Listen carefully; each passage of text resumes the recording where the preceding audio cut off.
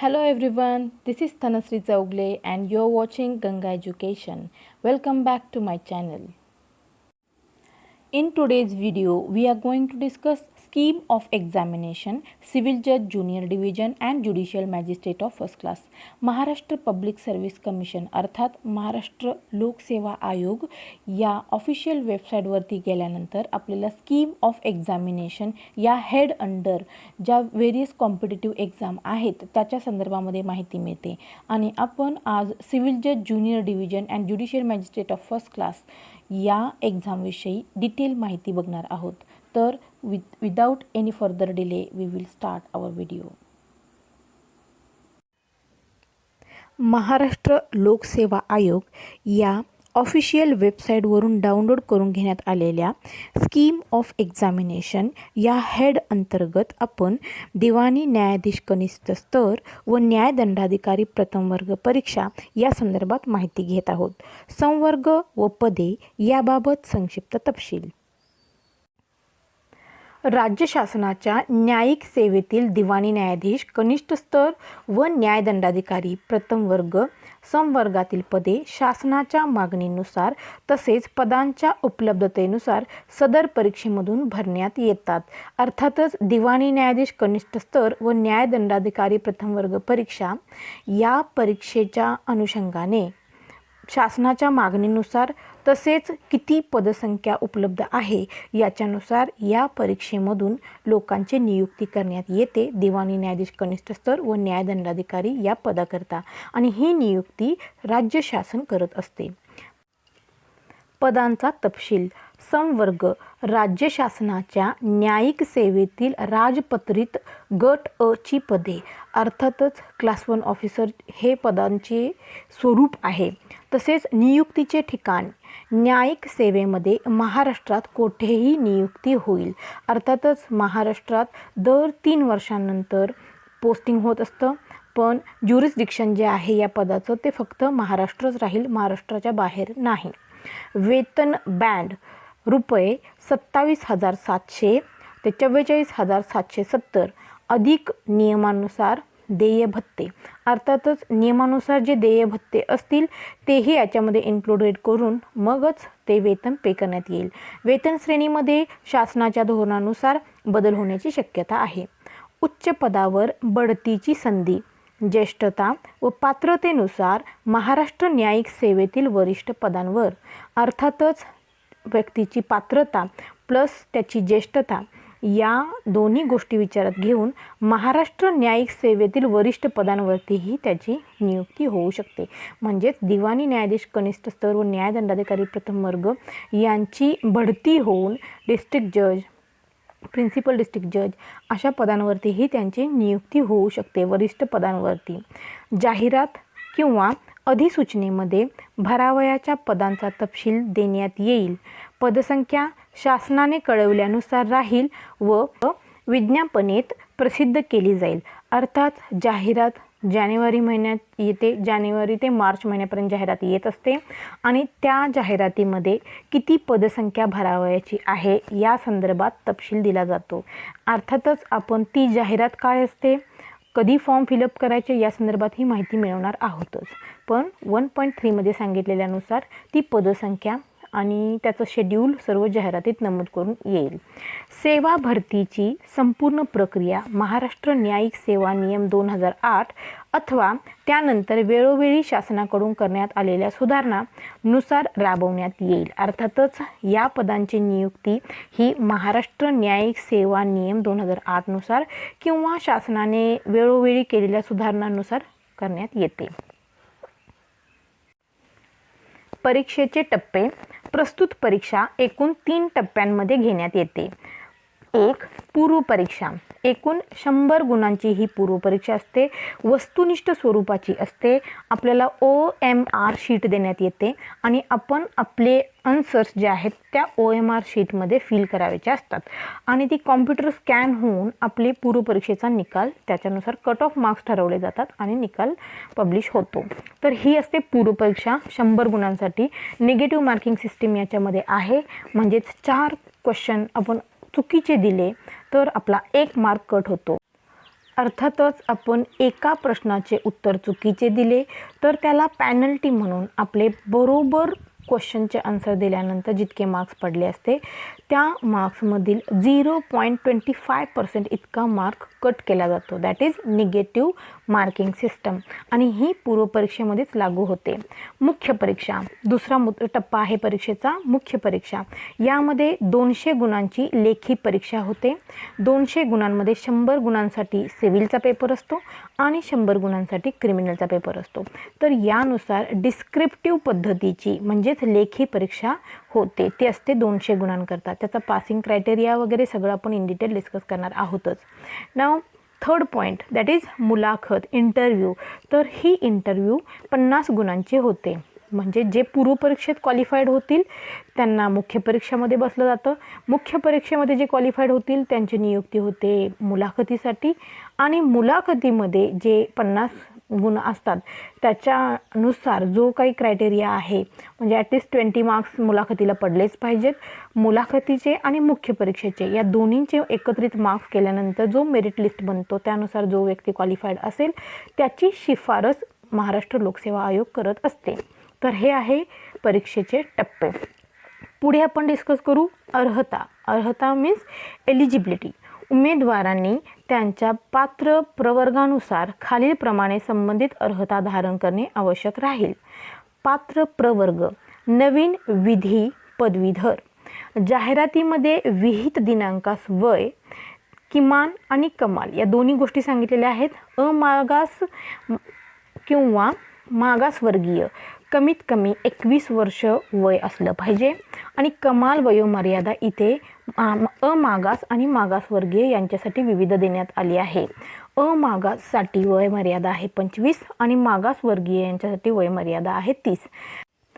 जाहिरातीमध्ये विहित दिनांकास हे वय असलं पाहिजे. म्हणजे मिनिमम एज आहे ते मागास आणि अमागास यांच्यासाठी एकच आहे दॅट इज 21 इयर्स. जर नवीन पदवीधर आहे आणि त्याचं वय जर 21 वर्ष पूर्ण असेल तर ती व्यक्ती ज्युडिशियल मॅजिस्ट्रेट ऑफ फर्स्ट क्लाससाठी एक्झाम देऊ शकते. कमाल म्हणजे मॅक्सिमम तिचं एज किती असावं तर अमागाससाठी 25 वर्ष आणि मागासवर्गीय यांच्यासाठी 30 वर्ष वयोमर्यादा निश्चित करण्यात आलेली आहे आणि ही वयोमर्यादा जाहिरातीमध्ये नमूद केलेल्या दिनांकावरती असली पाहिजे.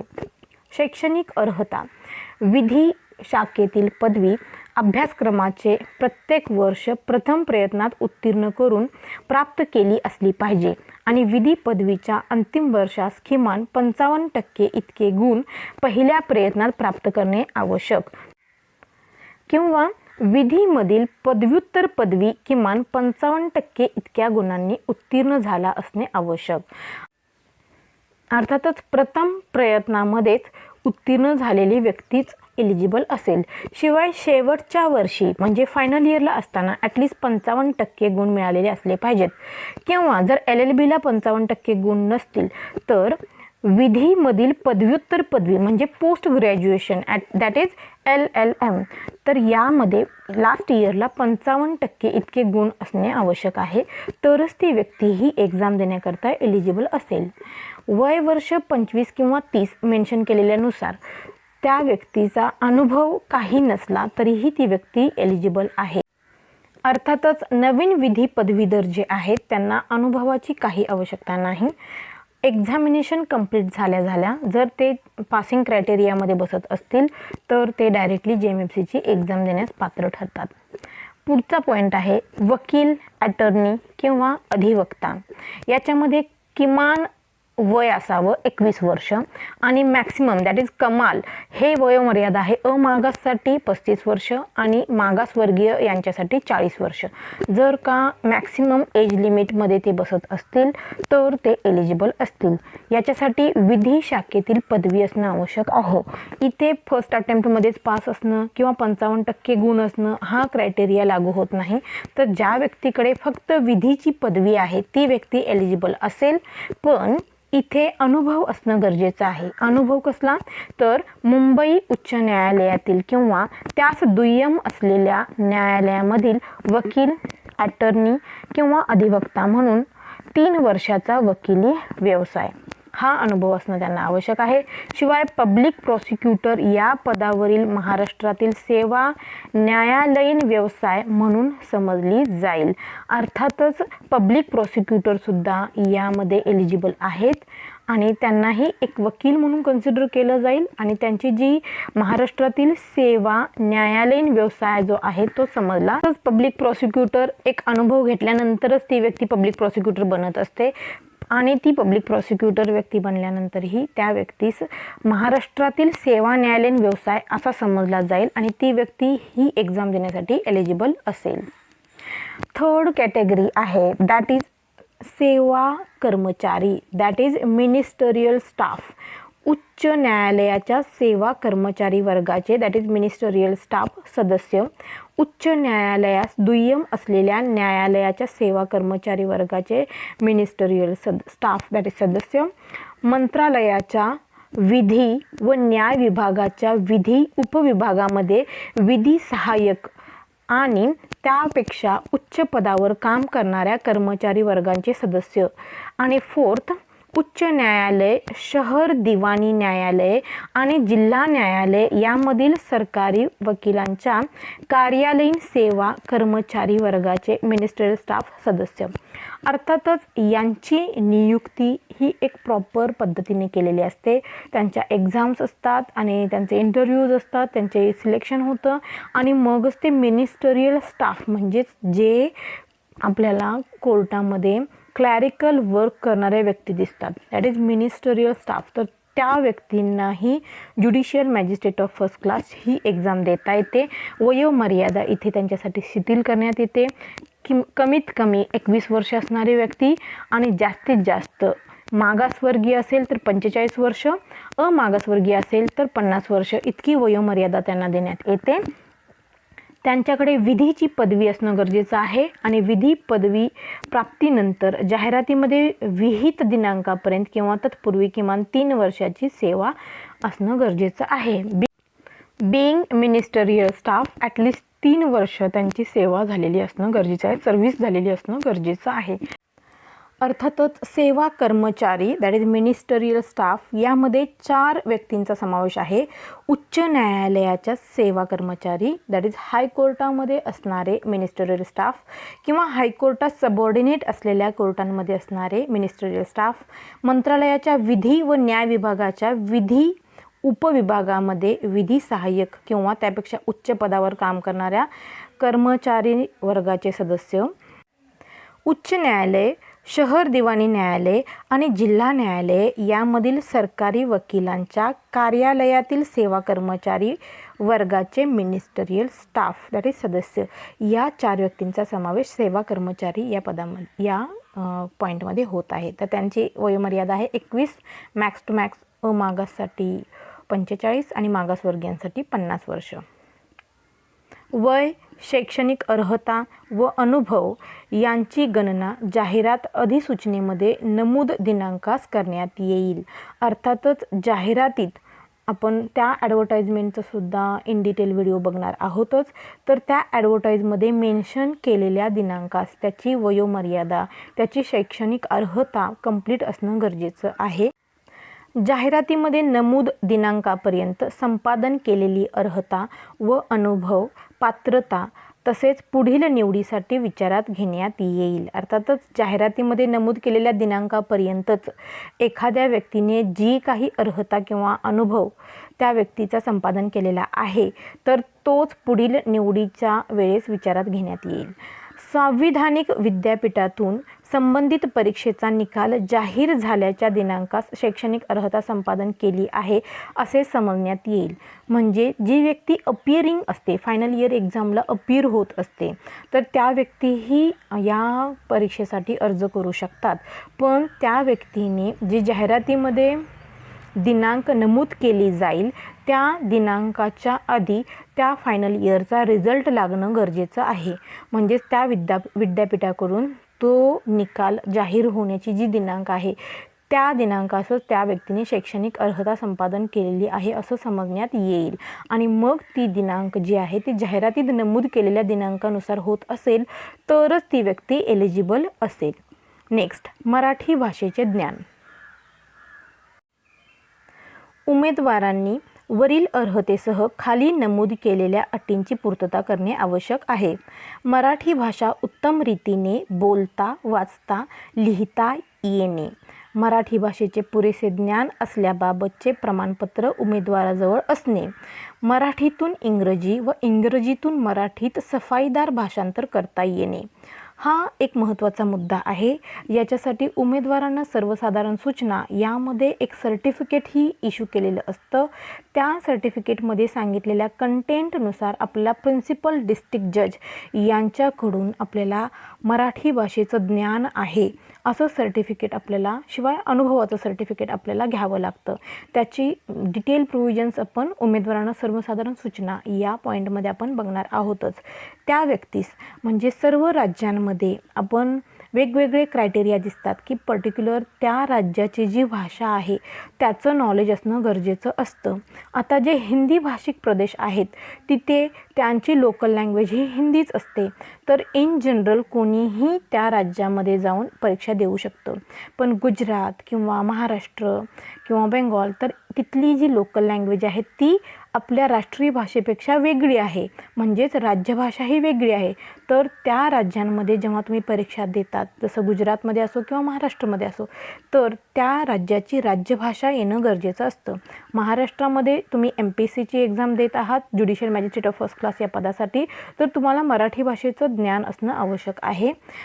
योग्य रीतीने बोलता, वाचता, लिहिता येणं आणि पुरेसं ज्ञान असल्याबाबतचे प्रमाणपत्र त्या व्यक्तीजवळ असलं पाहिजे. आणि English to Marathi, Marathi to English, vice versa असं आपल्याला ट्रान्सलेशन करता येतं. या संदर्भात आपल्याला सर्टिफिकेट द्यावं लागतं. आता जे मराठी भाषेचं ज्ञान असल्याचे प्रमाणपत्र आहे त्याच्यासाठी आपण कोणती परीक्षा स्पेसिफिकली पास करत नाही. जसं ज्ञान प्रबोधिनी ह्या परीक्षा हिंदी भाषेचा अभ्यास आहे याच्यासाठी सर्टिफिकेट कोर्स आपल्याला असतो. तसं मराठीसाठी इथे कुठलाही सर्टिफिकेट कोर्स नाही. तर आपल्या 10वीच्या मार्क्स लिस्टवरती जर आपला विषय मराठी असेल तर असं समजलं जातं की आपल्याला मराठीचं पुरेसं नॉलेज आहे. म्हणजे आपल्या मार्क लिस्टवरती मराठी विषय हा असणं गरजेचं आहे आणि त्याचे गुण आपल्याला दिसतात. अर्थातच तुम्हाला मराठीचं ज्ञान आहे असं समजलं जातं. आणि ट्रान्सलेशनसाठी आपल्याला प्रिन्सिपल डिस्ट्रिक्ट जज यांच्याकडून ते सर्टिफिकेट इश्यू केलं जातं. त्याच्या संदर्भात आपण प्रोव्हिजन बघणार आहोत नेक्स्ट व्हिडिओमध्ये. नेक्स्ट, मराठी भाषेच्या ज्ञानाबाबतचे प्रमाणपत्र खालील प्राधिकाऱ्यांकडून प्राप्त करणे आवश्यक आहे. नवीन विधी पदवीधर विधी अभ्यासक्रमासाठी अर्थातच LLB, LLM नाव नोंदणी केली असलेल्या महाविद्यालयाचे प्राचार्य किंवा विद्यापीठ विभागाचे प्राचार्य किंवा प्रमुख, अर्थातच जे नवीन विधी पदवीधर आहेत, वरती आपण तो क्रायटेरिया बघितलेलाच आहे, तर त्यांना मराठी भाषेचं ज्ञान आहे असं सर्टिफिकेट कोण इश्यू करेल? त्या महाविद्यालयाचे प्राचार्य किंवा विद्यापीठ विभागाचे प्राचार्य किंवा प्रमुख ते इश्यू करतील. वकील, अटर्नी किंवा अधिवक्ता, संबंधित जिल्ह्याचे मुख्य न्यायाधीश, जे मी आता सांगत होते की प्रिन्सिपल डिस्ट्रिक्ट जज आपल्याला ते सर्टिफिकेट इश्यू करतील जे वकील, अटर्नी किंवा अधिवक्ता या हेड अंडर एक्झाम देत आहेत. उच्च न्यायालय किंवा त्यास दुय्यम न्यायालय, मंत्रालय इत्यादी विभागातील कर्मचारी ज्यांच्या नियंत्रणाखाली सेवेत आहे अशा विभागाचे प्रमुख किंवा कार्यालय प्रमुख, त्यांच्या सर्टिफिकेटवरतीच ठरवलं जाईल की यस, या व्यक्तीला मराठीचं ज्ञान आहे. विशेष परिस्थितीत नियुक्त दिवाणी न्यायाधीश कनिष्ठ स्तर त्यांच्या पुनर्सेवा प्रवेशाद्वारे, हा चौथा मुद्दाही याच्यात ॲड करण्यात आलेला आहे की विशेष परिस्थितीत निवृत्त दिवाणी न्यायाधीश कनिष्ठ स्तर यांच्या पूर्ण सेवा प्रवेशाद्वारे सुद्धा हे आपल्याला कळतं की व्यक्तीला मराठीचं नॉलेज आहे किंवा नाही आहे.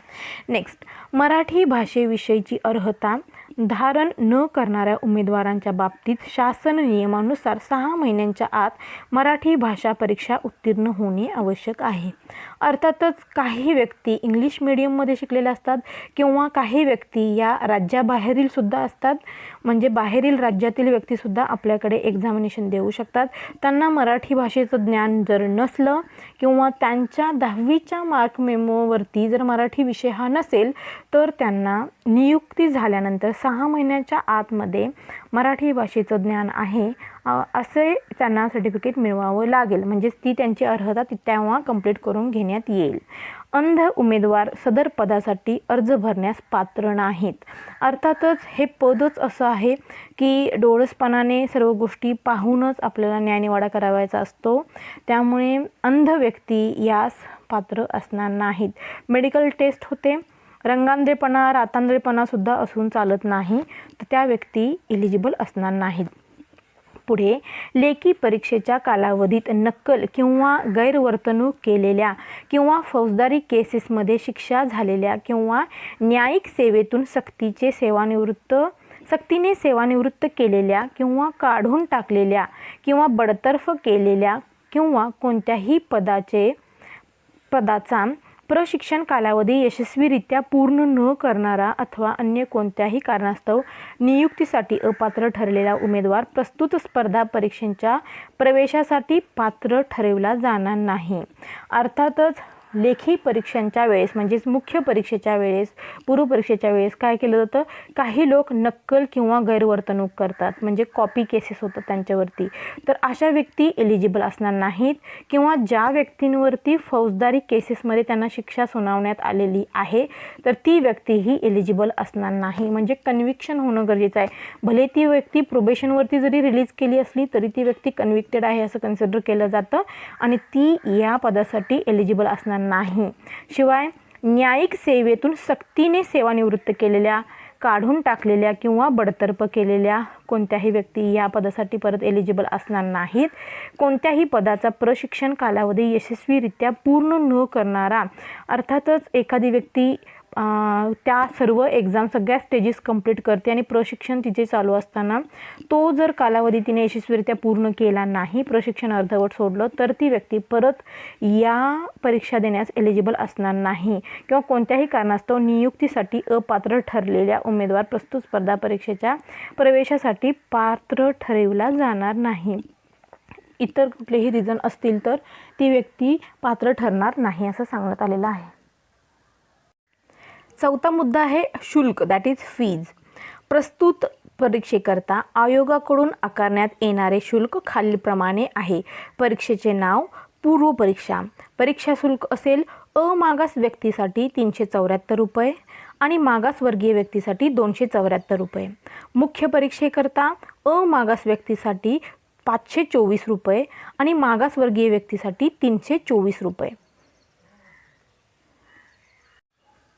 विमुक्त जाती, भटक्या जमाती, विशेष मागास प्रवर्ग, भटक्या जमाती क, भटक्या जमाती ड, इतर मागास वर्ग तसेच सामाजिक व शैक्षणिकदृष्ट्या मागास प्रवर्गातील उन्नत व प्रगत गटात म्हणजेच क्रीमी लेअर मोडणाऱ्या उमेदवारांना आरक्षणाचा आणि वयोमर्यादेचा फायदा देय नसल्याने त्यांनी अमागास उमेदवारांप्रमाणेच परीक्षा शुल्क भरणे आवश्यक आहे.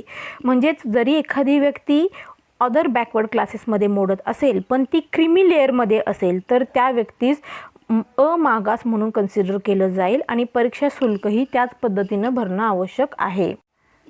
उन्नत व प्रगत गटासंदर्भामधील क्रीमी लेअर उत्पन्नाची मर्यादा तसेच अन्य तदअनुषंगिक बाबी शासनाने वेळोवेळी जारी केलेल्या आदेशानुसार राहतील. अर्थातच क्रीमी लेअर यांची जी उत्पन्नाची मर्यादा आहे त्या संदर्भामध्ये शासन वेळोवेळी जे नियम बनवेल त्याच्यानुसारच ती व्यक्ती क्रीमी लेअरमध्ये मोडते की नाही किंवा तिची काय उत्पन्नाची मर्यादा आहे हे शासनाच्या नियमानुसार ठरवलं जाईल. हा आहे पॉईंट शुल्क अर्थातच फी, परीक्षा फी आपण जी म्हणतो ती. नेक्स्ट आहे पूर्व परीक्षा. आता पूर्व परीक्षे संदर्भामध्ये डिटेल प्रोव्हिजन देण्यात आलेले आहेत. परीक्षा योजना. प्रश्नपत्रिका 1. प्रश्नपत्रिकेचा तपशील खालीलप्रमाणे आहे. विषय व संकेतांक.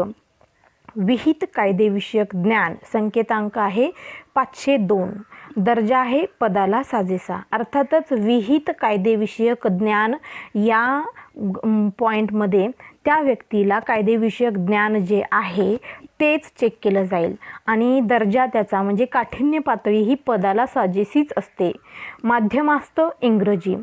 मुख्य परीक्षेला इंग्रजी किंवा मराठी या दोन्हीपैकी कोणतीही एक भाषा निवडून आपण एक्झामिनेशन देऊ शकतो, पण प्रिलिमिनरी एक्झाम इथे फक्त इंग्रजी माध्यमातूनच होते. बाकीच्या स्टेट्समध्ये प्रिलिमिनरी एक्झामसाठी 2 लँग्वेज असतात, इंग्लिश किंवा हिंदी. तर महाराष्ट्रामध्ये फक्त माध्यम असेल इंग्रजी प्रिलिमिनरी एक्झामसाठी. प्रश्नांची संख्या आहे 100, गुणांची संख्या आहे 100, कालावधी असतो 2 तास आणि परीक्षेचे स्वरूप आहे वस्तुनिष्ठ बहुपर्यायी. वस्तुनिष्ठ म्हणजे ऑब्जेक्टिव्ह क्वेश्चन्स असतात, बहुपर्यायी अर्थातच तिथे आपल्याला ऑप्शन देण्यात आलेले असतात A, B, C and D. तर त्यामधील योग्य ऑप्शन असेल तो आपण निवडायचा आहे. पूर्व परीक्षेचा अभ्यासक्रम सिलेबस या हेड अंडर आपण MPSCच्या ऑफिशियल वेबसाईटवरून सिलेबस डाउनलोड करून घेऊ शकतो. त्याची आपण एक PDF प्रिंटआउट मारून आपल्या रेफरन्ससाठी ठेवणं गरजेचं असतं आणि त्याच्यानुसारच आपल्याला अभ्यास करावायचा आहे. तोच सिलेबस इथेही मेन्शन करण्यात आलेला आहे. पूर्व परीक्षेचा अभ्यासक्रम आहे दी code of criminal procedure, the Civil Procedure Code, the Indian Evidence Act, the Transfer of Property Act, the Specific Relief Act, the Maharashtra Rent Control Act, the Limitation Act, the Constitution of India, the Indian Penal Code and the Law of Contract, the Sale of Goods Act and the Partnership Act. यामधील Maharashtra rent control, constitution of India and limitation act या 3 acts ज्या आहेत त्या मुख्य परीक्षेसाठी नाही आहेत. तर याऐवजी आपल्याला 2 ॲक्ट्स ॲड ऑन करण्यात येतात, that is prevention of atrocities act and protection of human rights act. हे 2 ॲक्ट्स आपल्याला ॲड ऑन केले जातात मुख्य परीक्षेसाठी. तर Maharashtra rent control, constitution of Indian limitation act हे 3 ॲक्ट फक्त पूर्व परीक्षेसाठीच राहतील. बाकीचा सर्व सिलेबस मुख्य परीक्षेसाठी सुद्धा सेम आहे. आपण तो पुढे बघू. पूर्व परीक्षेचा निकाल. वस्तुनिष्ठ स्वरूपाच्या उत्तरपत्रिकांचे मूल्यांकन करताना उत्तरपत्रिकेत नमूद केलेल्या योग्य उत्तरांनाच गुण दिले जातील. तसेच प्रत्येक 4 चुकीच्या उत्तरामागे एका प्रश्नाचे गुण एकूण गुणांमधून वजा करण्यात येईल. अर्थातच ऑब्जेक्टिव्ह टाईप क्वेश्चन्स असतात आणि आपण जे ऑप्शन बरोबर दिलेले असतील त्याच प्रश्नाचे जे गुण आहेत ते कॅल्क्युलेट केले जातील. शिवाय आपण 4 चुकीची उत्तरं दिली तर आपण जे बरोबर प्रश्नाची उत्तरं देऊन गुण मिळवलेले आहेत त्या मिळालेल्या गुणांमधून 1 मार्क हा वजा केला जाईल. म्हणजे याचा रेशिओ आहे 0.25%. तर चुकीच्या उत्तरासाठी ती पेनल्टी आपल्याला लागते. पुढे पूर्व परीक्षा ही मुख्य परीक्षेकरता उमेदवारांची संख्या मर्यादित करण्याच्या उद्देशाने घेण्यात येईल. गुणवत्तेनुसार एकूण पदसंख्येच्या साधारणपणे 10 पट उमेदवार मुख्य परीक्षेसाठी पात्र ठरवण्यात येतील. अर्थातच पूर्व परीक्षा ही एक सारणी परीक्षा असते. पदसंख्या किती आहे त्या पदसंख्येच्या 10 पट विद्यार्थी हे मुख्य परीक्षेस पात्र ठरवले जातील. अर्थातच 15,000 लोकांनी जर फॉर्म भरला असेल पूर्व परीक्षेसाठी आणि पदसंख्या आहे 100 तर त्या 15,000मधून जे 1,000 व्यक्ती ज्यांनी जो कट ऑफ मार्क क्रायटेरिया ठरवलेला आहे त्याच्यामध्ये बसतील तर त्या 1,000 व्यक्तींनाच मुख्य परीक्षा देण्यात येईल. म्हणजेच पदसंख्येच्या एकूण 10 पट लोक हे मुख्य परीक्षेसाठी पात्र ठरवण्यात येतात. अर्थातच पूर्व परीक्षा ही एक सारणी परीक्षा असते. मुख्य परीक्षेच्या प्रवेशासाठी पर्याप्त उमेदवारांची संख्या ठरवण्याकरता आयोगाकडून पूर्व परीक्षेसाठी निश्चित करण्यात आलेल्या किमान सीमारेषा कट ऑफ लाईन किंवा त्यापेक्षा अधिक गुण मिळवणाऱ्या उमेदवारांना त्यांनी पूर्व परीक्षेच्या अर्जामध्ये दिलेल्या माहितीच्या आधारे ते विहित अटीची पूर्तता करतात असे समजून निव्वळ तात्पुरत्या स्वरूपात मुख्य परीक्षेच्या प्रवेशाकरता पात्र समजण्यात येईल. अर्थातच पूर्व परीक्षेचा निकाल लागताना कट ऑफ लाईन ठरवली जाते. अर्थातच 100 गुणांसाठीची पूर्व परीक्षा आहे.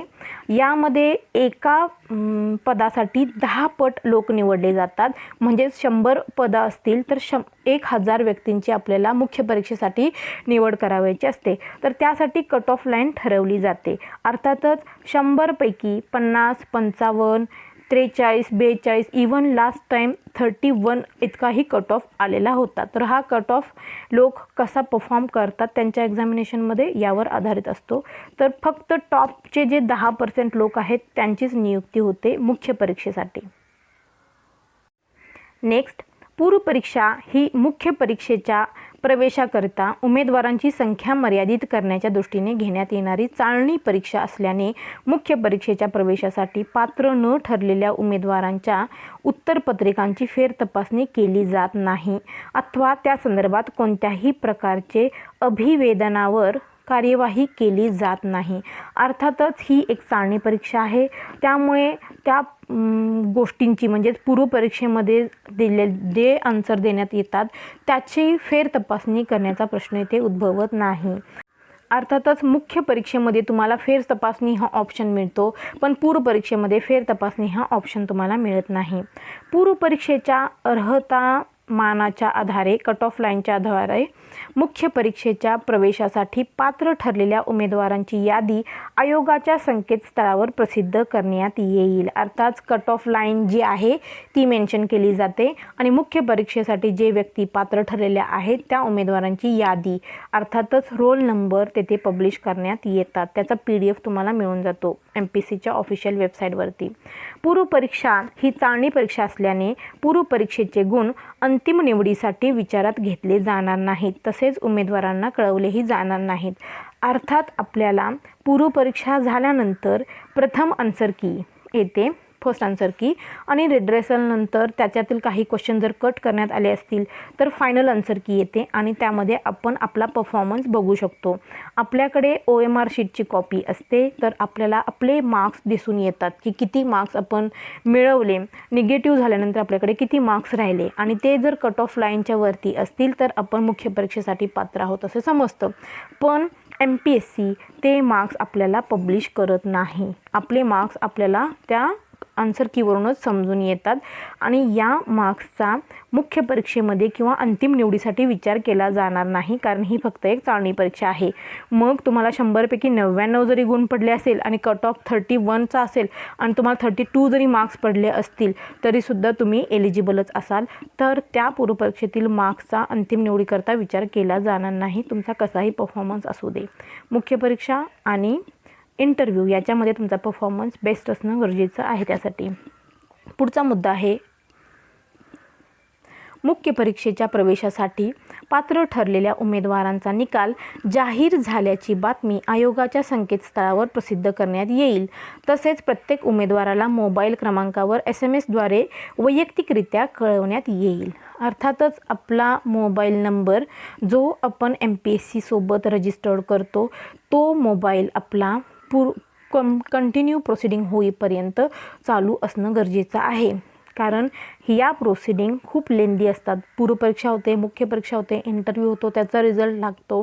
मग या सर्व गोष्टींची आपल्याला जी इन्फॉर्मेशन आहे ती ऑफिशियल वेबसाईटवरतीही मिळते, शिवाय आपला जो फोन नंबर रजिस्टर्ड आहे MPSC सोबत त्यावरती SMS द्वारेही पाठवण्यात येतो, तर तो आपला फोन नंबर चालू असणं गरजेचं आहे.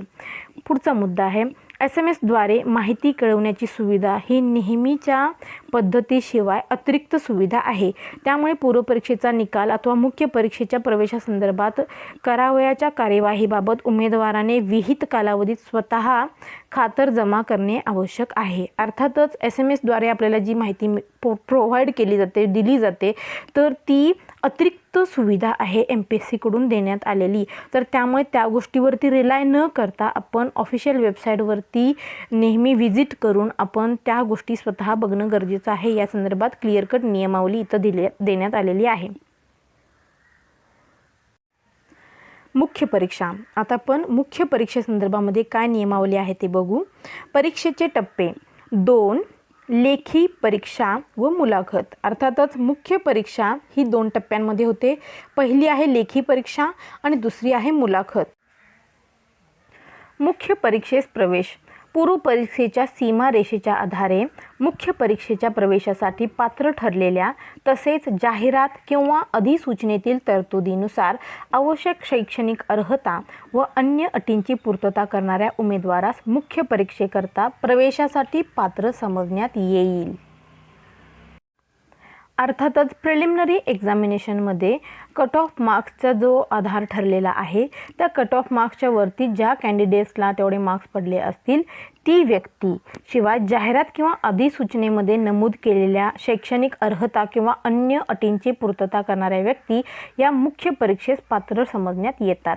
आयोगाच्या कार्यालयाकडून अधिसूचना प्रसिद्ध झाल्यानंतर आयोगाच्या ऑनलाईन अर्ज प्रणालीच्या संकेतस्थळाद्वारे मुख्य परीक्षेच्या प्रवेशासाठी पात्र ठरलेल्या उमेदवारांना त्यांच्या प्रोफाईलद्वारे अर्ज करता येईल. त्यावेळी मुख्य परीक्षेच्या प्रवेशासाठी आयोगाने विहित केलेल्या ऑनलाईन पद्धतीने परीक्षा केंद्र निवडून परीक्षा शुल्क विहित मुदतीत सादर करणे आवश्यक राहील. त्याशिवाय उमेदवारास मुख्य परीक्षेच्या प्रवेशासाठी पात्र समजण्यात येणार नाही.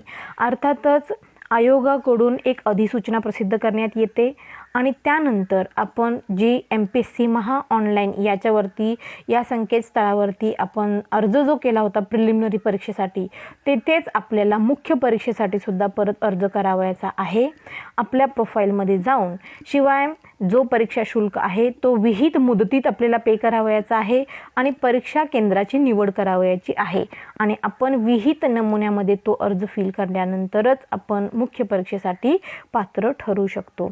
प्रिलिमिनरी एक्झाम तुम्ही पास केलीत आणि मुख्य परीक्षेसाठी तुम्ही अर्ज केला नाहीत तर तुमचं डिस्क्वालिफिकेशन त्याच लेवलला होत असतं. त्यामुळे मुख्य परीक्षेसाठी अर्ज विहित नमुन्यात मुदतीमध्ये करणं गरजेचं आहे.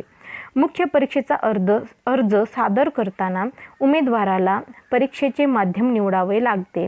तसेच एकदा निवडलेले माध्यम कोणत्याही परिस्थितीत बदलण्यास परवानगी दिली जाणार नाही.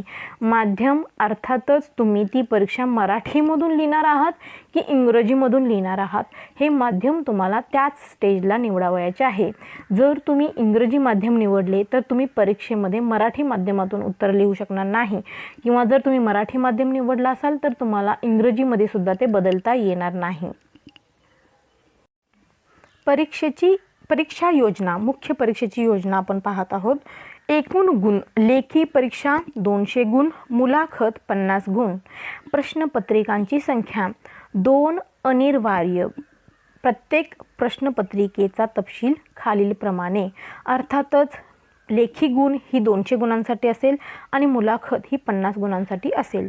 प्रश्नपत्रिकांची संख्या सिव्हिल आणि क्रिमिनल असे 2 प्रश्नपत्रिका आपल्याला देण्यात येतील. त्या 2 प्रश्नपत्रिकांमध्ये कोणता सिलेबस आहे याची सुद्धा माहिती ते देण्यात आलेली आहे. विषय पेपर क्रमांक 1 यामध्ये civil procedure code, the transfer of property act, the specific relief act, the law of contract, sale of goods act and the partnership act असा हा जो पहिला पेपर आहे त्याला आपण सिव्हिल पेपर असं म्हणू शकतो. तर यामध्ये सर्व सिव्हिल कायदे जे आहेत ते मेन्शन करण्यात आलेले आहेत. तर त्याचा विषय संकेतांक आहे 071 अर्थातच 071 आणि कालावधी असेल 3 तास. गुण आहेत 100. प्रश्नपत्रिकेचे स्वरूप आहे पारंपरिक वर्णनात्मक अर्थातच डिस्क्रिप्टिव्ह आणि माध्यम असेल मराठी व इंग्रजी या दोन्हीपैकी एक माध्यम आपल्याला निवडायचं आहे आणि दर्जा पदाला साजेसा अर्थातच काठिण्य पातळी ही judicial magistrate of first class या पदासाठी जी असेल त्या काठिण्य पातळीचाच पेपर आपल्याला येथे मिळतो. हा आहे पेपर फर्स्ट सिव्हिल. याच्यामध्ये मेन्शन नाही केलेलं आहे की जजमेंट रायटिंग सिव्हिलमधलं जजमेंट रायटिंगसुद्धा 20 मार्कासाठी याच पेपरमध्ये विचारण्यात येते. पेपर नंबर 2 आहे त्यामध्ये the Indian penal code, the evidence act, the code of criminal procedure, the scheduled caste and scheduled tribes prevention of atrocities act 1989 and the protection of civil rights act 1955, essay on current legal topics approximately 800 words. याच्यामध्ये criminal judgement writing हा सुद्धा option असतो. एसे 20 मार्कांसाठी असतो आणि criminal judgement writing 20 मार्कांसाठी आणि राहिलेले जे कायदे आहेत ते इथे मेन्शन केलेले आहेत ते 60 मार्क्ससाठी आपल्याला विचारण्यात येतात. संकेतांक आहे 072. कालावधी आहे 3 तास. गुण आहेत 100. हा पण पारंपरिक किंवा वर्णनात्मक पद्धतीचाच पेपर असतो. मराठी व इंग्रजी माध्यमातून पेपर दिला जातो आणि पदाला साजेसा त्याची काठिण्य पातळी असते. तर हा आहे प्रश्नपत्रिका 1 आणि 2 याच्यासाठी असणारा सिलेबस आणि त्यामध्ये विचारले जाणारे प्रश्नांचे स्वरूप. आता ही परीक्षा एकाच दिवशी होत असते. दोन्ही प्रश्न हे 3-3 तासांसाठी असतात. सकाळच्या शेड्यूलमध्ये सिव्हिल पेपर होतो आणि दुपारच्या शेड्यूलमध्ये क्रिमिनल पेपर होतो. मध्ये आपल्याला लंच ब्रेक दिला जातो. पण 6 तास सलग रायटिंग प्रॅक्टिस असणं गरजेचं आहे, तरच आपण ह्या एक्झाम सक्सेसफुली कंप्लीट करू शकतो. आयोगाकडून परीक्षेच्या वेळी उत्तरे लिहिण्याकरता पुरवण्यात येणाऱ्या पारंपरिक किंवा वर्णनात्मक स्वरूपाच्या उत्तर पुस्तिकेमध्ये दिलेल्या पृष्ठांवरच उत्तरे नमूद करणे आवश्यक आहे. अर्थातच आपल्याला जी आन्सर शीट दिली जाते, बुकलेट दिला जातो, त्या उत्तर पुस्तिकेवरतीच आपल्याला आपली उत्तरं लिहावयाची आहेत. त्या व्यतिरिक्त आपल्याला दुसरे कागद जोडता येणार नाहीत. मुख्य उत्तर पुस्तिके व्यतिरिक्त कोणत्याही परिस्थितीत पुरवणी अथवा अतिरिक्त उत्तर पुस्तिकेचा पुरवठा करण्यात येणार नाही. अर्थातच आपल्याला सप्लिमेंट दिली जाणार नाही.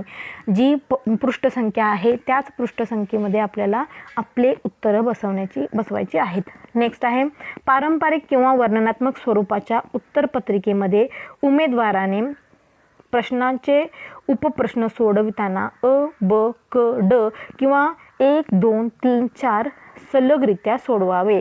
अर्थातच एका प्रश्नाचे जे उपप्रश्न असतात ते एका पेजवर किंवा 2-3 पेज झाल्यानंतर त्याचा उपप्रश्न दुसऱ्या पेजवर असे सोडवायचे नाहीत. तर क्वेश्चन नंबर 4 तुम्ही सॉल्व करत असाल, क्वेश्चन नंबर 4चे जे सब क्वेश्चन असतील 1, 2, 3, 4 तर ते आपल्याला सलग सोडवावयाचे आहेत. एक या ठिकाणी दुसरा त्या ठिकाणी असं कधीही करायचं नाही, नाहीतर त्यांचे गुण जे आहेत ते मोजण्यात येणार नाहीत.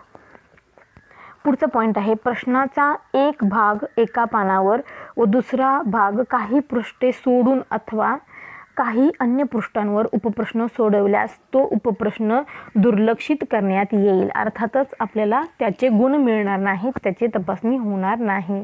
त्यामुळे आपण तो नियम पाळणं गरजेचं आहे. याच्या संदर्भात काटेकोर नियम इथे बनवलेले आहेत. परीक्षा केंद्र, दिवाणी न्यायाधीश कनिष्ठ स्तर व न्यायदंडाधिकारी प्रथम वर्ग पूर्व व मुख्य परीक्षा खालील ठिकाणी घेण्यात येईल. केंद्र औरंगाबाद, केंद्राचा संकेतांक आहे 15, मुंबई केंद्राचा संकेतांक आहे 30 आणि नागपूर केंद्राचा संकेतांक आहे 32.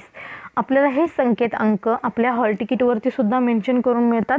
शिवाय आपण फॉर्म फिलअप करताना किंवा उत्तरपत्रिका फिलअप करताना जिथे या गोष्टी नमूद करावयाच्या आहेत तिथे काटेकोरपणे नमूद करणं गरजेचं आहे.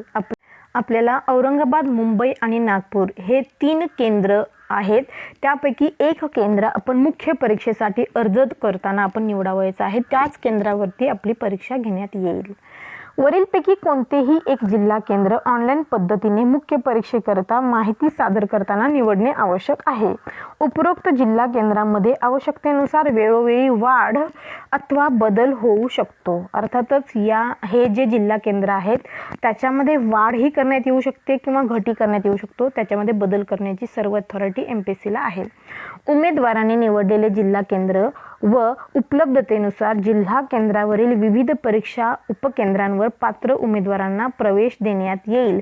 अर्थातच जर आपण मुंबई हा केंद्र निवडला असेल तर मुंबई या लोकॅलिटीवरती डिफरंट कॉलेजेसमध्ये आपला एक्झामिनेशन नंबर येऊ शकतो आणि ते आपल्या हॉल तिकीटवरती नमूद करून येते की आपला सांताक्रूजला आहे की विलेपार्लेला आहे, कोणत्या कॉलेजमध्ये आपला नंबर पडलेला आहे किंवा एक्झामिनेशन सेंटर जसं MPSCचे एक्झामिनेशन सेंटरसुद्धा आहेत. जर अवेलेबल नसतील तर कॉलेजेसमध्ये सुद्धा ही एक्झामिनेशन होते अंडर सुपरविजन ऑफ MPSC. तर त्या केंद्रांवरती आपली एक्झाम घेण्यात येईल, तिथेच आपल्याला प्रवेश दिला जाईल. एखादे जिल्हा केंद्र कार्यान्वित होऊ शकले नाही अथवा एखाद्या जिल्हा केंद्रावर उमेदवारांना प्रवेश देण्याची क्षमता ओलांडली गेली तर ते जिल्हा केंद्र निवडलेल्या उमेदवाराची बैठक व्यवस्था जवळच्या दुसऱ्या जिल्हा केंद्रावर करण्यात येईल. अर्थातच हेही फ्लेक्झिबल ठेवण्यात आलेले आहे. सर्व अधिकार MPSCकडे देण्यात आलेले आहेत की जो जिल्हा केंद्र निवडलेला आहे व्यक्तीने त्या जिल्हा केंद्रावरती जर जेवढी स्टुडंट्सची संख्या आहे तेवढी भरून जर ओलांडली असेल, अर्थातच एका जिल्हा केंद्रावरती 100 विद्यार्थ्यांचीच एक्झामिनेशन होणं पॉसिबल आहे आणि त्यासाठी जर 150 विद्यार्थ्यांनी जर अप्लाय केलं असेल की माझं फक्त मुंबईमध्येच व्हावं एक्झामिनेशन म्हणून आणि जर मुंबईमध्ये त्याला अवेलेबिलिटी देण्यात येत नसेल तर त्या व्यक्तीस औरंगाबाद किंवा नागपूर या ठिकाणीही एक्झाम देण्यास जाण्यास भाग पाडले जाऊ शकते MPSC थ्रू. एकदा निवडलेल्या जिल्हा केंद्रामध्ये अथवा आयोगाने निश्चित केलेल्या परीक्षा उपकेंद्रामध्ये बदल करण्याची विनंती कोणत्याही कारणास्तव मान्य करण्यात येणार नाही. अर्थातच मुख्य परीक्षेचा अर्ज करताना आपल्याला जिल्हा केंद्र निवडावयाचे आहे आणि त्यामध्ये नंतर आपण बदल करू शकणार नाही. वरील प्रमाणे जिल्हा केंद्र निवडीचे प्रक्रिया पूर्ण न केल्यास उमेदवाराने अर्जामध्ये दिलेल्या पत्रव्यवहाराच्या पत्त्यामधील नमूद जिल्हा केंद्रावर किंवा नजीकच्या जिल्हा केंद्रावर प्रवेश देण्यात येईल. याबाबत आयोगाचे त्या वेळेचे धोरण व आयोगाचा निर्णय अंतिम मानण्यात येईल. जर मुख्य परीक्षेचा अर्ज करताना आपण जिल्हा केंद्राची नियुक्ती केली नसेल तर त्या व्यक्तीचा जो काही पत्रव्यवहाराचा पत्ता नमूद करण्यात आलेला आहे MPSC या साईटसोबत, तर त्या पत्त्याचा विचार करून त्या व्यक्तीला त्या जिल्हा केंद्रावर किंवा नजीकच्या जिल्हा केंद्रावरती एक्झामिनेशनसाठी प्रवेश देण्यात येईल असं नियमावलीत सांगण्यात आलेलं आहे. मुख्य लेखी परीक्षेचा निकाल. यशस्वी उमेदवारांना उपलब्ध रिक्त पदाच्या 1:3 या गुणोत्तर प्रमाणात मुलाखतीसाठी बोलवण्यात येईल. तसेच 1:3 हे गुणोत्तर प्रमाण ठेवण्यासाठी आयोगाने निश्चित केलेले एक समान अंतिम गुण ज्यांनी मिळवले असतील असे एकापेक्षा अधिक उमेदवार असतील तर अशा सर्व उमेदवारांना मुलाखतीसाठी बोलवण्यात येईल. अर्थात आपण पाहिलं होतं की पूर्व परीक्षेसाठी 1:10 या रेशोमध्ये मुख्य परीक्षेसाठी पात्रता ठरवण्यात येते. अर्थातच बघितलं होतं की 100 विद्यार्थी 100 पदसंख्या असेल तर मुख्य परीक्षेसाठी 1:10 म्हणजेच 1000 व्यक्ती परीक्षेसाठी प्रवेश घेतील. आता मुलाखतीसाठी एलिजिबल ठरण्यासाठी 1:3 हा रेशो आहे, म्हणजेच 100 पदसंख्या आहे तर 300 व्यक्तींची निवड ही मुलाखतीसाठी करण्यात येते.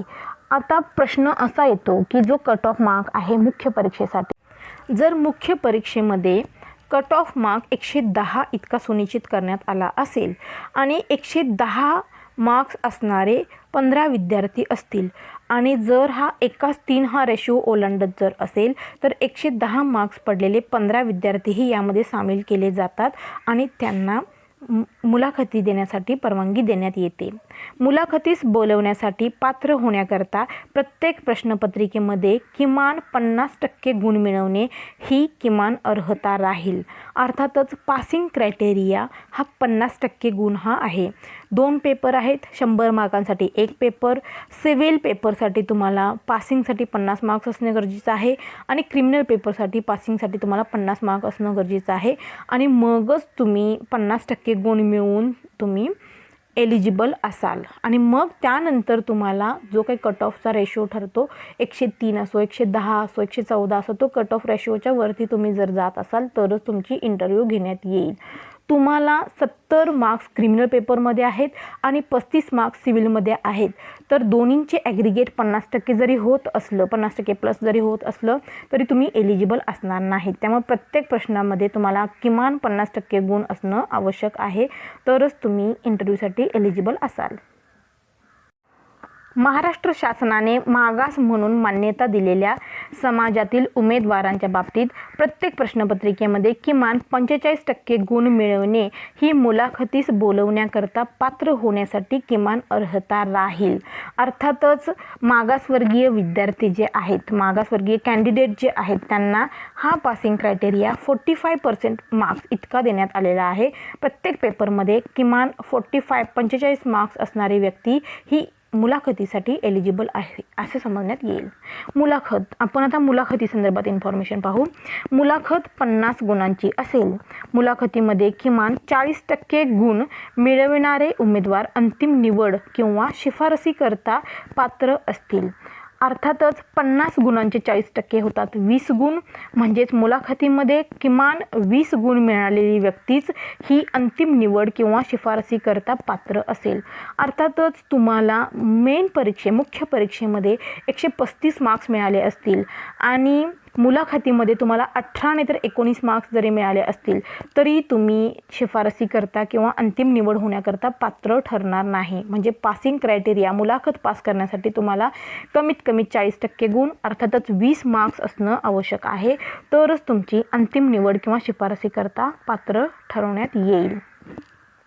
उमेदवाराची मानसिक दक्षता, कायद्याचे ज्ञान, स्पष्ट व तर्कशुद्ध निर्णय क्षमता, न्याय निर्णयांचा समतोलपणा, कौशल्य, दृष्टिकोन, नीतितत्वे, आकलनशक्ती, संवाद क्षमता, चारित्र्य, बौद्धिक सखोलता आणि उमेदवाराची आवड यांचे मूल्यांकन करून या संवर्गासाठी योग्यता निश्चित करणे हा मुलाखतीचा हेतू आहे. अर्थात पूर्व परीक्षेमध्ये आणि मुख्य परीक्षेमध्ये आपण कायद्याचे निहित ज्ञान जे आहे याची तपास होत असतो, पण इंटरव्ह्यूमध्ये म्हणजेच मुलाखतीमध्ये आपली त्या उमेदवाराची मानसिक दक्षता, त्या व्यक्तीला असणारे कायद्याचे ज्ञान, स्पष्ट व तर्कशुद्ध निर्णय क्षमता, न्याय निर्णयांचा समतोलपणा, कौशल्य, दृष्टिकोन, नीतितत्वे, आकलनशक्ती, संवाद क्षमता, चारित्र्य, बौद्धिक सखोलता आणि उमेदवाराची आवड या सर्व बाबींवरती त्या व्यक्तींचे मूल्यांकन होते. या सर्व गोष्टींवर आधारितच त्या व्यक्तीची मुलाखत होत असते. त्यामुळे ओव्हरऑल पर्सनॅलिटी मुलाखतीच्या वेळेस बघण्यात येते. फक्त विषयाचे सखोल ज्ञान जर असेल आणि चारित्र्य, संवाद क्षमता नसेल, आकलनशक्ती नसेल किंवा तर्कशुद्ध निर्णय क्षमता जर तुम्हाला नसेल तर तुमची मुलाखत ही सक्सेसफुल होणार नाही. त्यामुळे ओव्हरऑल तुमची पर्सनॅलिटी डेव्हलप असणं आवश्यक आहे. प्रमाणपत्र पडताळणी. मुलाखतीसाठी पात्र ठरलेल्या उमेदवारांची पात्रता जाहिरात किंवा अधिसूचनेतील अर्हता किंवा अटी व शर्तीनुसार मूळ कागदपत्राच्या आधारे तपासली जाईल आणि अर्जातील दाव्यानुसार मूळ कागदपत्र सादर करण्याचे उमेदवारांची मुलाखत घेतली जाईल. सादर करणाऱ्या उमेदवारांची मुलाखत घेतली जाईल.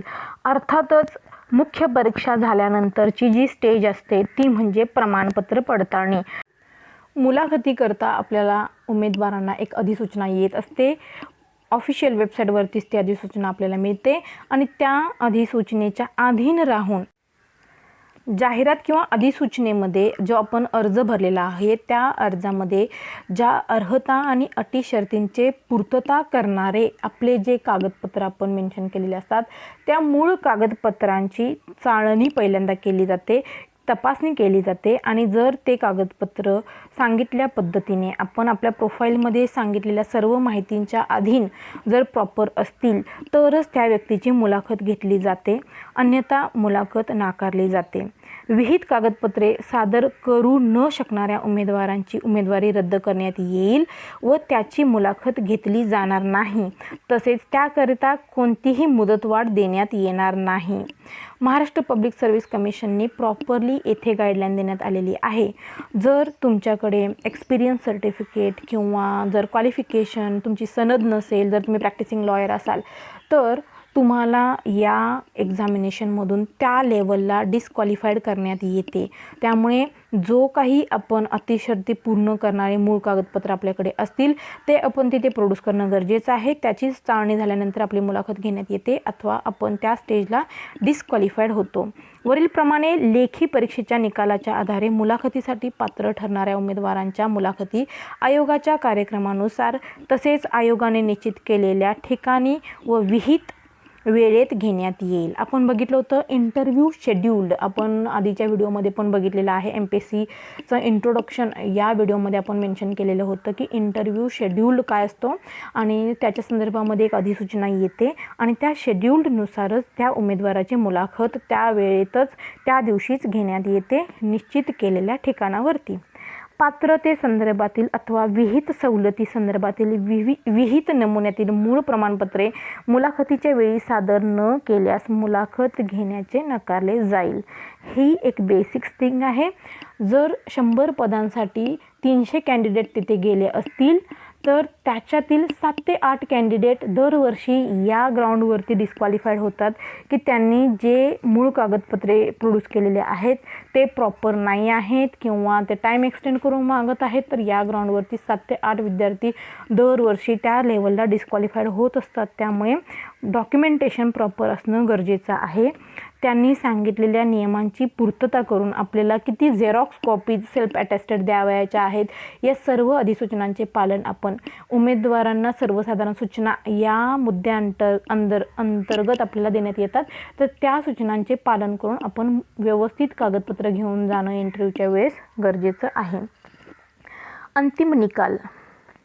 कामगिरीचे मूल्यांकन करण्याची पद्धत ही लेखी परीक्षा व मुलाखत यामध्ये मिळविलेल्या संख्यात्मक गुणांनुसार निर्दिष्ट करण्यात येईल. लेखी परीक्षा आणि मुलाखतीमध्ये प्राप्त केलेल्या गुणांची एकत्रित बेरीज करून गुणवत्ता क्रमांकानुसार यादी तयार करण्यात येईल.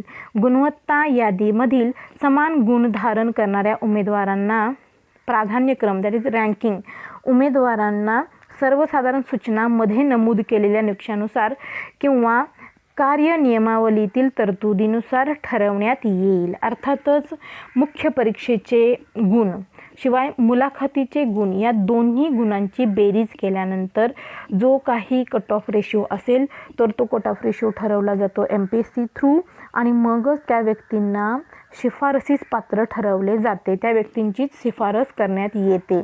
आता या दोन्ही गुणांची बेरीज करून तो कट ऑफ क्रायटेरिया ठरवलेला असतो. पण या गुणांची बेरीज करताना जो मिनिमम क्रायटेरिया दिलेला आहे की लेखी परीक्षेमध्ये जनरल कॅटेगरीसाठी 50% गुण प्रत्येक पेपरमध्ये आणि अदर बॅकवर्ड क्लासेस किंवा SC/NT म्हणजे अमागासवर्गीयांसाठी जो क्रायटेरिया दिलेला दॅट इज 45% मार्क्स, तर तो क्रायटेरिया पास असणं गरजेचं आहे. आणि मुलाखतीमध्ये 20 मार्क्स या दोन्ही गोष्टी म्हणजे 40% गुण अर्थातच 20 मार्क्स या दोन्ही गोष्टी ज्या फुलफिल करतात त्याच व्यक्तींच्या गुणांची बेरीज केल्यानंतर जो काही मेरिट लिस्ट लागतो त्यानुसारच जे उमेदवार त्या कट ऑफ मार्क्सच्या वरती बसतील त्यांची रँकिंग होते.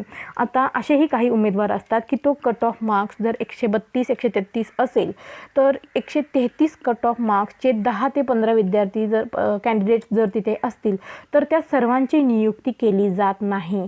तर या संदर्भामध्ये उमेदवारांना सर्वसाधारण सूचना येथे त्यांची निवडण्याची पद्धत मेन्शन केलेली आहे. ती आपण उमेदवारांना सर्वसाधारण सूचना याच्यावरती एक डिफरंट व्हिडिओ बनवला जाईल, तेथे तुम्हाला इन डिटेल डिस्कस केलंच जाईल.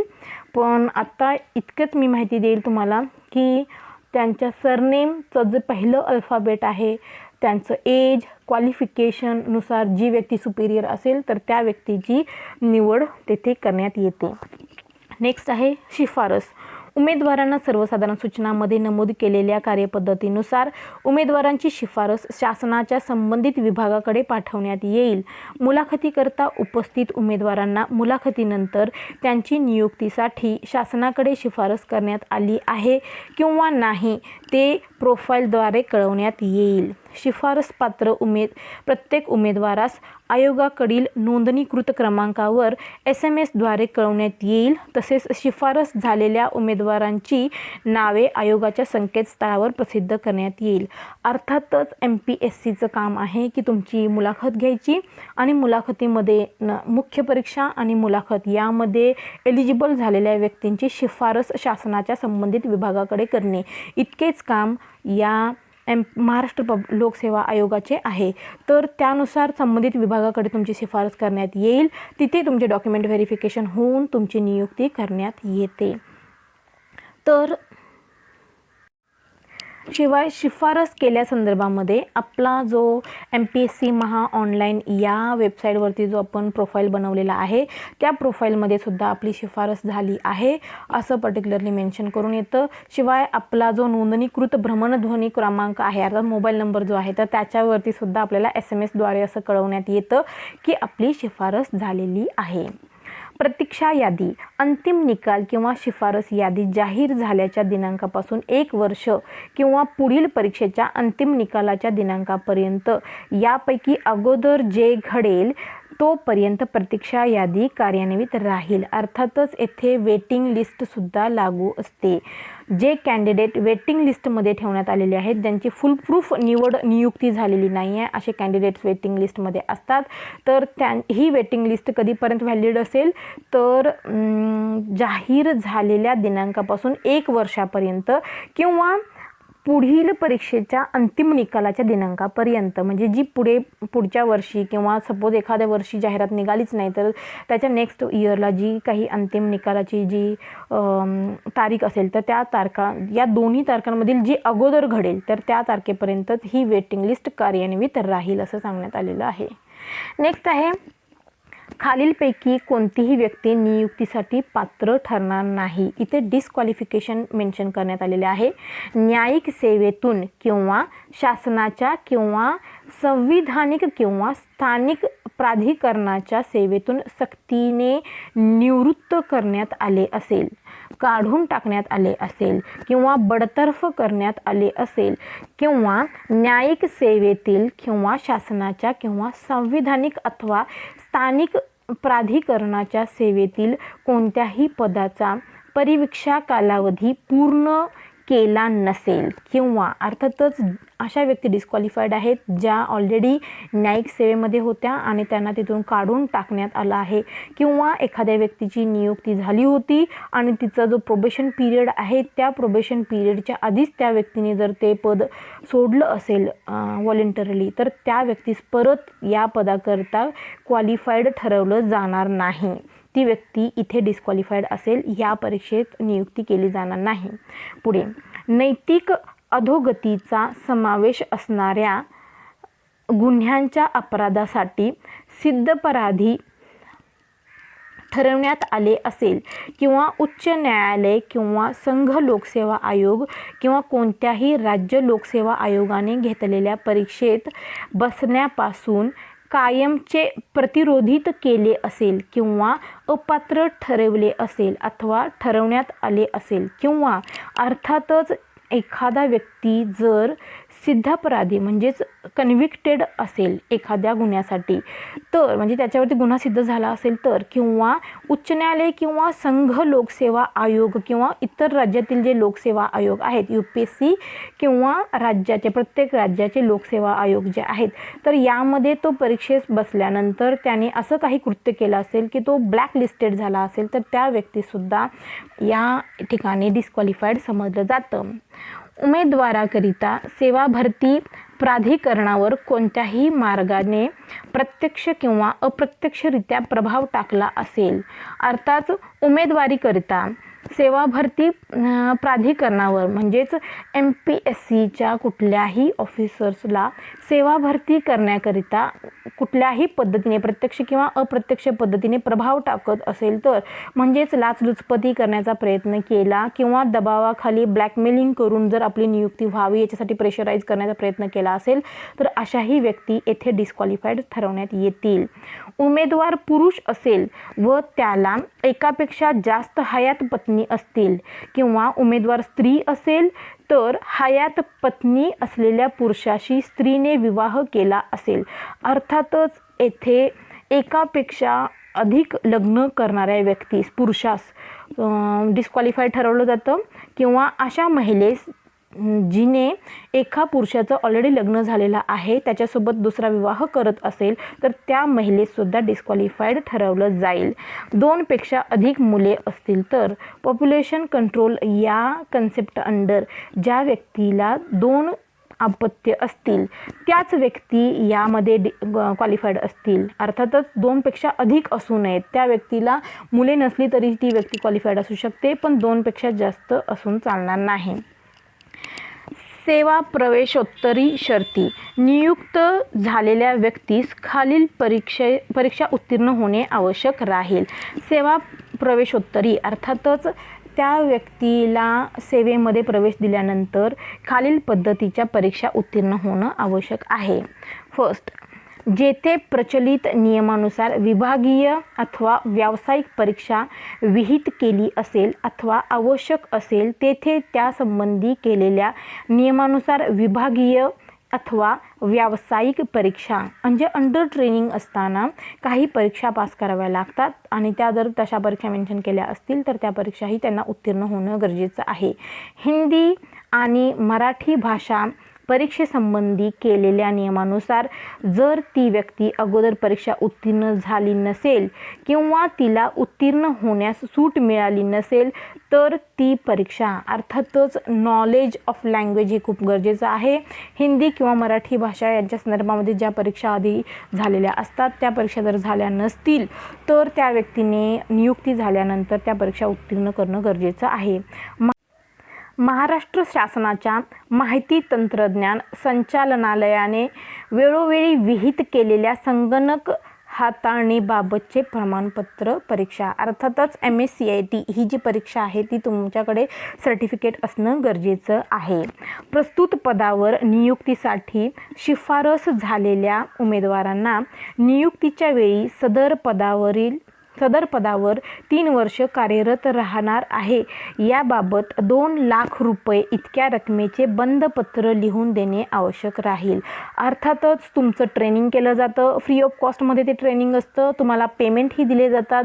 तर तुम्ही ह्या ट्रेनिंगचा योग्य उपयोग न्यायिक सेवेमध्ये करावयाचा आहे आणि तुम्ही 3 वर्ष ॲटलिस्ट कार्यरत राहणार आहात ह्या पदावर नियुक्ती झाल्यानंतर, असं तुम्हाला 2 लाखाचं बंधपत्रही लिहून द्यावं लागेल. जर तुम्ही त्या वेळेच्या आधीच जर जॉब तुम्ही सोडत असाल तर तुमचे ते 2 लाखाचे बंधपत्र तुमच्यावरती बांधील राहील आणि तुम्हाला ते पे करावे लागतील.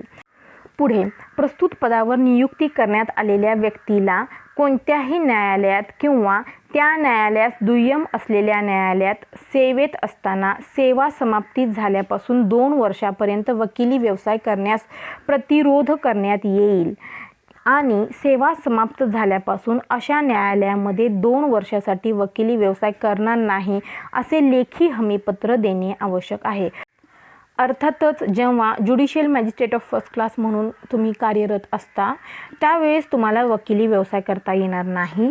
शिवाय त्या पदावरून तुम्ही रिक्त झाल्यानंतरही 2 वर्षाच्या कालावधीपर्यंत तुम्हाला वकिली व्यवसाय करता येणार नाही असे हमीपत्रही तुम्हाला लिहून देणे आवश्यक आहे. प्रस्तुत पदावरील नियुक्ती 3 वर्षाच्या कालावधीसाठी परिवीक्षाधीन असेल. अर्थातच प्रोबेशन पिरियड हा 3 वर्षाचा असेल असं नमूद करण्यात आलेलं आहे.